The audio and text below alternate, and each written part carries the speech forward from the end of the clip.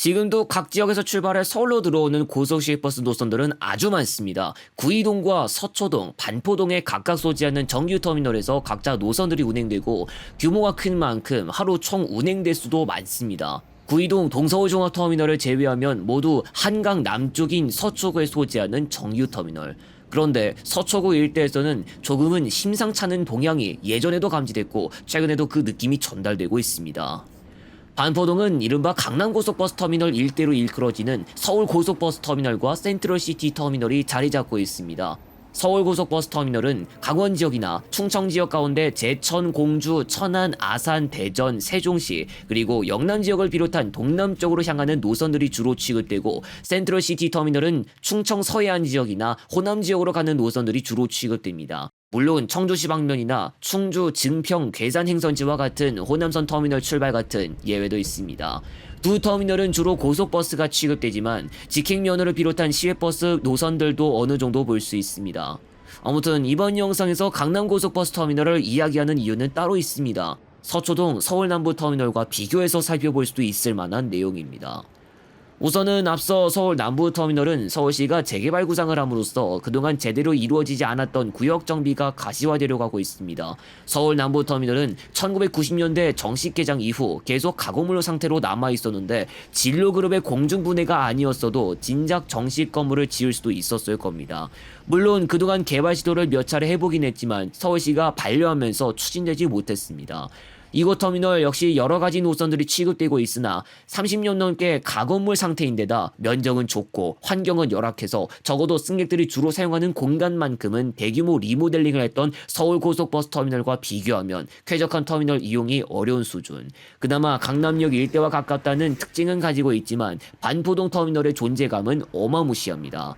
예전부터 일찌감치 많은 차량들이 반포동 터미널에 진입하고 있었는데 벌써 또 다른 차량이 반포동에 진입하는 것이 확정됐습니다. 또 서울 남부 터미널을 떠나는 일도 벌어졌습니다. 지난 4월 강원 태백시에 본사를 둔 영암고속은 고한과 태백으로 가는 노선을 통해 서울고속버스터미널로 진출했고 그에 앞서 며칠 전 서울 남부 고한 태백 노선 운행을 중단하면서 서초동을 떠났습니다. 서울고속버스터미널만 놓고 보면 신규 운행이지만 이전에도 운행했던 다른 노선까지의 입장을 생각하면 사실상 진출터미널 변경입니다.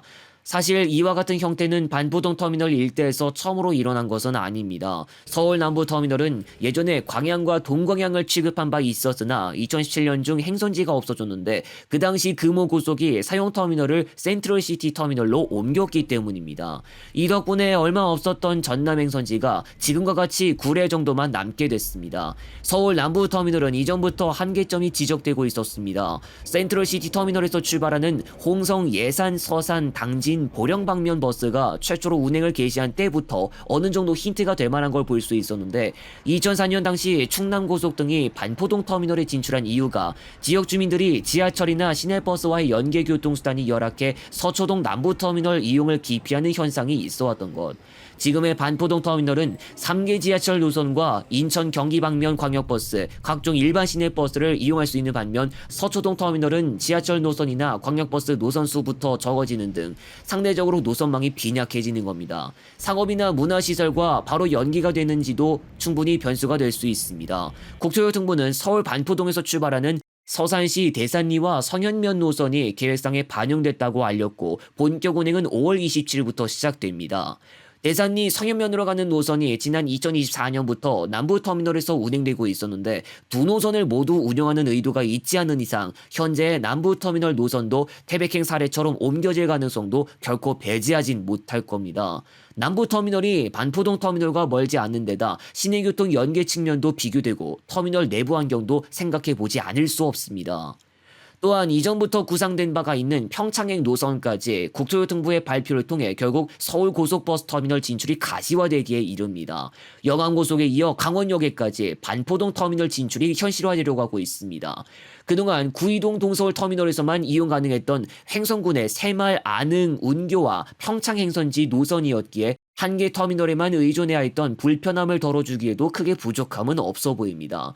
서초구에는 장평과 진부 횡기로 가는 노선을 제외하면 평창군에 소지한 정류소로 가는 노선이 없었고 그마저도 평창읍내도 아니었습니다. 동해상사고속에서 운행하던 이 노선은 국토교통부가 발표한 내용에서 언급되지 않았습니다. 일부분은 운행 재개에 해당하기도 하지만 울진군까지 가는 노선도 서초구에서는 오직 반포동 터미널에서만 만날 수 있습니다. 예전에 울진 방면 운행 순서와는 다르게 봉화군을 경유하기 때문에 서울 서초구 봉화구 간 신설과도 같습니다.